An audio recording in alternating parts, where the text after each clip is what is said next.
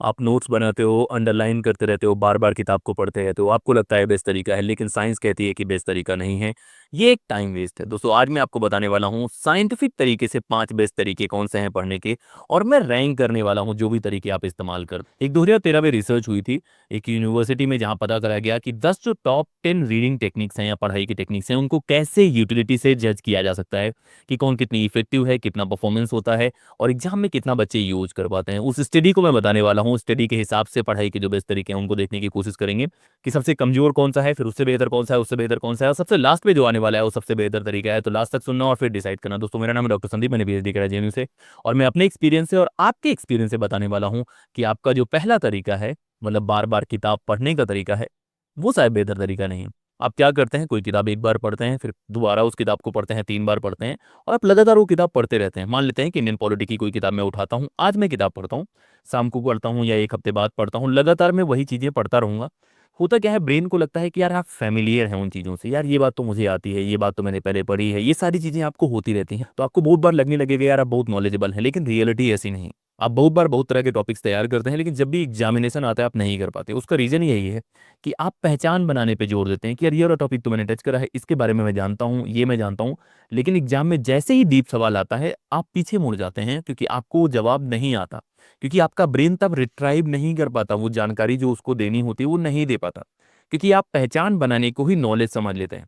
तो जो बार बार पढ़ने वाली टेक्निक होती है उसमें आसान तो लगता है आपको कि आप पढ़ने की कोशिश कर रहे हैं, आप बार बार लगे हुए हैं, 10 घंटे 12 घंटे पढ़ रहे हैं, लेकिन साइंस ये कहती है कि इसकी यूटिलिटी बहुत कम है। जो भी बातें आप बार बार पढ़ते हैं वो आपके दिमाग पे बहुत जोर नहीं डालता, आपके लिए एक आसान काम है इसलिए आप करते हैं, आपको लगता है कि काम हो रहा है लेकिन रियलिटी में नहीं होती। तो इस तरीके को, रीडिंग वाले तरीके को मैं सबसे लो लेवल पे रखता हूँ, ये बहुत इफिशियंट तरीका नहीं है, पहली बात ये। अब दूसरे तरीके के बारे में बातें करते हैं।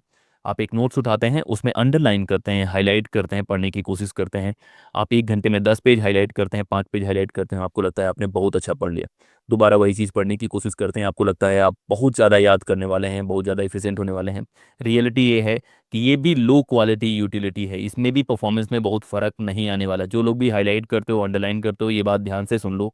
पहली बात तो ज़्यादातर बच्चे गलत तरीके से हाईलाइट करते हैं, अंडरलाइन करते हैं। एक किताब है जिसमें से 100 फैक्ट्स हैं, आप हर दूसरी लाइन पे हाईलाइट कर रहे हो, हाईलाइट कर रहे हो। तो भाई हाईलाइट इसलिए होता है कि कीवर्ड्स पे फोकस हो पाए, हाईलाइट इसलिए नहीं होता कि पूरी किताब को रंग दो। बहुत सारे बच्चों को मैं देखने की कोशिश करता हूँ, पूरी किताब वो रंगीन कर देते हैं। जब आप पूरी किताब रंगीन कर देंगे तो फिर क्या फर्क है एक ब्लैंक किताब में और रंगीन किताब। तो आप पहली बात तो हाईलाइट गलत करते हो।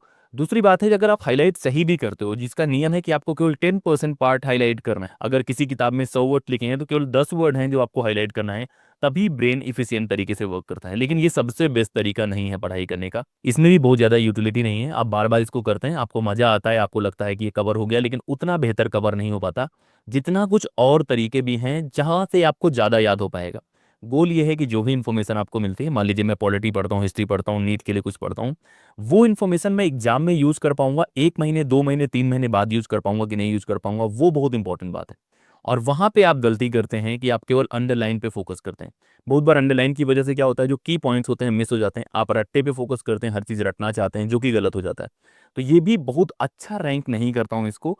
मैं इसको चौथे नंबर पे रखता हूँ जब भी आप पढ़ाई की बातें करते हैं। 5वें नंबर पे मैंने री रीडिंग को रखा है, चौथे नंबर पे मैं हाईलाइट को रखता हूँ। री रीडिंग से थोड़ा सा बेटर है क्योंकि कुछ पॉइंट्स आप हाईलाइट कर लेते हैं, वो पॉइंट्स आपको याद हो जाते हैं। अब बात आती है तीसरे नंबर वाले की। तीसरे नंबर पे एक कॉन्सेप्ट होता है जिसे बोलते हैं इलाबोरेट इंटरोगेशन। कहने का मतलब है कि जो भी बात आप पढ़ने की कोशिश कर रहे हैं उसके बारे में सवाल जवाब। जैसे आप पुलिस के पास जाएंगे, वो आपसे सवाल पूछते हैं, यहाँ कैसे आए, कौन हो, आधार कार्ड दिखाओ।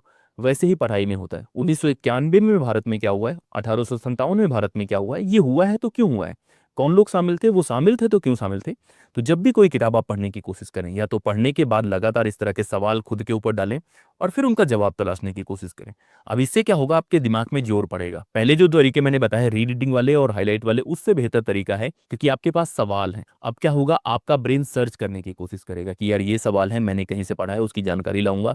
और ये एक एक्टिव रीडिंग की तरह हो जाएगा कि आप कुछ पढ़ेंगे, उसके कुछ सवाल होंगे, सवाल को कनेक्ट करने की पढ़ने की कोशिश करेंगे और फिर आप बार बार पढ़ेंगे, तो ये बेहतर होता जाता है। तो इलेबोरेट इंटरोगेशन एक बढ़िया टेक्निक हो सकती है, लेकिन ये भी बहुत हाई लेवल की टेक्निक नहीं है। जो सबसे टॉपर्स होते हैं वो थोड़ा बहुत इसको यूज करते हैं, लेकिन ये बेस्ट तरीका नहीं है। इससे भी बेहतर तरीके हैं, वो बेहतर तरीके कौन से हैं वो जानने की कोशिश करते हैं। तो इलेबोरेट इंटरोगेशन जब भी आप करने की कोशिश करें तो पहला तरीका है कि आप पहले से पढ़ लें, फिर आप सवाल बनाएं।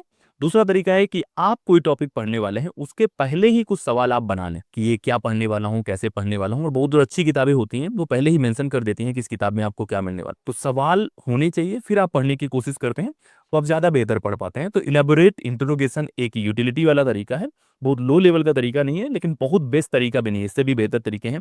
अब आते हैं दूसरे तरीके के बारे में जो टॉप 2 में है। तो ये तरीका है प्रैक्टिस टेस्टिंग का। कहने का मतलब है कि जो चीज़ें आप टेस्ट करते हैं, जो भी एग्जाम आप तैयारी कर रहे हैं, जो भी पढ़ने की कोशिश करें, उसको रेगुलर अगर आप टेस्ट करते रहेंगे कि ये भाई ये फैक्ट क्या है, मॉक टेस्ट देते रहेंगे, पीवाईक्यू देते रहेंगे, उससे बहुत ज़्यादा याद होता है। आपका ब्रेन क्या है, हार्ड चीज़ें पसंद करता है, जो भी उसको टफ टास्क मिलते हैं उनको वो पसंद करता है, शुरू में निगेट करता है, लेकिन अगर आप वो प्रैक्टिस करते हैं, आपके ब्रेन में की लॉन्ग टर्म मेमोरी में वो चला जाता है। तो कोई भी काम जो आप करने की कोशिश कर रहे हैं, कोई भी फैक्ट जो पढ़ने की कोशिश कर रहे हैं, उसको टेस्ट करने की कोशिश करो। अगर आपने पहले पढ़ा हुआ है तब भी, नहीं पढ़ा हुआ है तब भी टेस्ट देने की कोशिश करो। जैसे बहुत बच्चे होते हैं जो टॉपर्स होते हैं, जो मॉक टेस्ट देते हैं, उनके 40 नंबर भी आएंगे ना, तब भी वो एनालाइज करते हैं कि कौन कौन सा एरिया है जहाँ पे नहीं कर पाया मैं, कौन सा एरिया है जो मैंने कर लिया, कहाँ पे रिवीजन की ज़रूरत है। तो ये बहुत ज़्यादा सेल्फ डायग्नोसिस वाला है, जहाँ पे आप खुद को इवेलुएट करते हैं, जहाँ पे आपके दिमाग पे जोर पड़ता है।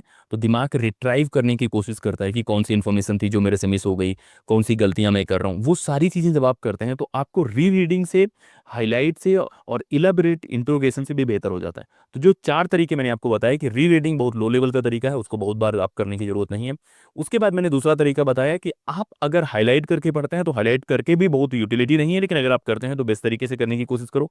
तीसरा मैंने बताया कि सवालों के साथ आपको पढ़ना है। चौथा तरीका है प्रैक्टिस टेस्टिंग की, जो भी आप पढ़ने की कोशिश कर रहे हैं उसको टेस्ट करना है, टेस्ट करने के बाद पढ़ना है और रेगुलर टेस्ट करते रहना है। अगर एक रिसर्च कराई जाए जहाँ पे 2 बच्चे हैं, एक बच्चा है जो एक किताब को 4 बार पढ़ता है, दूसरा बच्चा है एक किताब को 1 बार पढ़ता है, 3 बार टेस्ट लगाता है। जो बच्चा 3 बार टेस्ट लगाएगा उसको ज़्यादा नंबर आएंगे, क्योंकि ब्रेन ऐसे वर्क करता है।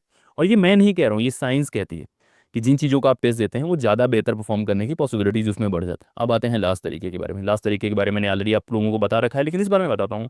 लास्ट तरीका है स्पेस्ड रिपीटिशन। कहने का मतलब है कि आप रैंडम रिवाइज करने की कोशिश मत करो। कोई भी किताब आप उठाते हैं, पढ़ने लग जाते हैं, आज पढ़ रहे हैं फिर 4 दिन पढ़ रहे हैं, ऐसे मत पढ़ो।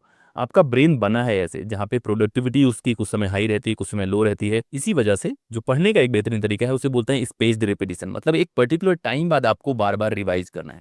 उस तरीके में क्या होता है कि कोई किताब आज पढ़ते हैं, कल आपको एक बार रिवाइज करना है डे 1, फिर डे 3, डे 7, डे 14। कहने का मतलब है 1 दिन बाद, 3 दिन बाद, 7 दिन बाद, 14 दिन बाद। इस तरह से अगर आप रिवाइज करने की कोशिश करते हैं, आपका ब्रेन बहुत ज़्यादा चीज़ें याद रखने वाला है। मैं इस्तेमाल करता हूँ और ज़्यादातर टॉपर्स ये तरीका इस्तेमाल करते हैं। तो डेट वाइज इसको रिवाइज करने की कोशिश करो।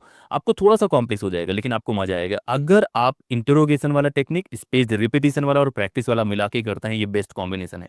तो रैंकिंग के हिसाब से अगर जो टॉपर्स होते हैं वो सबसे ज़्यादा स्पेस्ड रिपीटिशन यूज करते हैं, प्रैक्टिस यूज करते हैं, इलेबोरेट क्वेश्चन वाला भी यूज करते हैं। लेकिन अगर आप बार बार री रीडिंग कर रहे हैं, केवल हाईलाइट पे फोकस कर रहे हैं, वो एवरेज बच्चों का तरीका है, टॉपर्स का तरीका नहीं। आप कभी कभी री रीड कर सकते हैं, हाईलाइट भी कर सकते हैं, कुछ भी गलत नहीं, लेकिन सबसे ज़्यादा तरीका अगर आप स्पेस्ड रिपीटिशन, रिहर्सल और प्रैक्टिस यूज करते हैं, वो बेस्ट तरीके हैं। तो साइंस के हिसाब से जो रैंकिंग मैंने बताने की कोशिश करी, स्पेस्ड रिपीटिशन टॉप पे है, उसके बाद आता है प्रैक्टिस, उसके बाद आता है क्वेश्चन वाला, उसके बाद आता है हाईलाइट वाला और उससे कम आता है री रीडिंग वाला।